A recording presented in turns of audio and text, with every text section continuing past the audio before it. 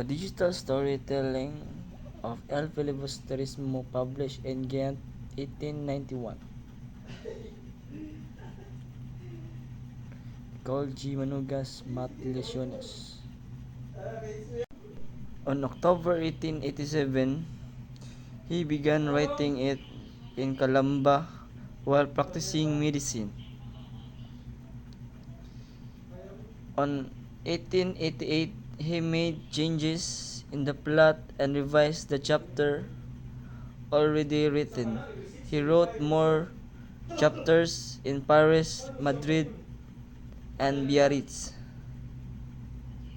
While on March 29, 1891, he finished the manuscript in Biarritz after 3 years. From Brazil, Rizal moved to Ghent, where printing was cheaper. In September 1891, El Filibusterismo came off the press. On July 5, 1891, Rizal left Brazil for Ghent. The reason why Rizal left Brazil for Ghent because the cost of living was lower. The cost of printing in Ghent was cheaper than Brazil. To escape from the enticing attraction of Petite Suzanne, owing to his limited funds, Rizal lived in a cheap boarding house with Jose Alejandro as roommate. They lived frugally in Ghent for 3 months, from July to September. To economize further on their living expenses, they prepared their own breakfast. He pawned his jewel in order to pay the down payment and early partial expenses during the printing of the novel. Rizal became desperate because his funds were running low.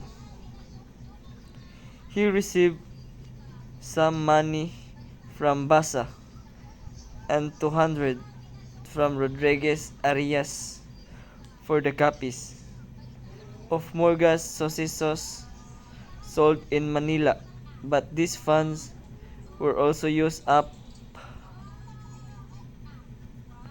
On July 1891, Rizal wrote a letter to Basa saying that if no money comes, he will have to stop its publication. On August 6, the printing had to be suspended as Rizal feared because he could no longer give the necessary funds to the printer. El Filibusterismo comes of the press. Valentin Ventura heard Rizal's predicament. He immediately sent the amount of money needed to finish the publication of the novel. September 18, 1891. El Fili come of the press. Rizal immediately sent 2 copies to Hong Kong, one for Basa and the other to Sixto Lopez. He gratefully gave the original manuscript of El Fili and a printed copy with his autograph to Valentin Ventura. Filipino patriots praised the novel. The members of the colony of Barcelona published a tribute in La Publicidad, a Barcelona newspaper, eulogizing the novel original style, which comparable only to the sublime Alexander Dumas, a model and precious jewel in the now distant literature of Spain. The liberal Madrid newspaper El Nuevo Regiment released the news in these issues of October 1891. All copies of the first edition, Ghent edition of El Fili were placed in wooden boxes and shipped to Hong Kong, but almost all the boxes were confiscated and all the books were lost. The books immediately became rare and few available giant copies were sold, very high pieces reaching as high as 400 pesetas per copy. Dedication of Nobel.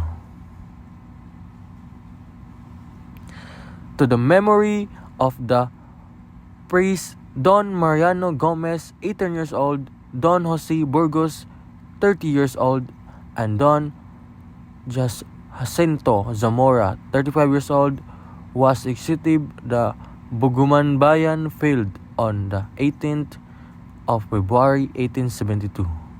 To straighten historical record, however, we must swiftly resolve historical inquiries. In his dedicatory note, the martyrdom of Gumburza occurred on February 7, 1872. Father Gomez was 70 years old, not 85. Father Burgos was 35 years old, not 30. And Father Zamora was 37 years old, not 35. The manuscript. The original manuscript of El Filibusterismo in Rizal's own handwritten is now preserved in the Filipiniana Division of the Bureau of Public Libraries, Manila. It has been acquired by the Philippine government from Valentin Ventura for 10,000 pesos. It consists the 279 pages of long sheet of paper. The title page of El Fili contains an inscripted written by Ferdinand Volume 3. Features that didn't appear in the printed books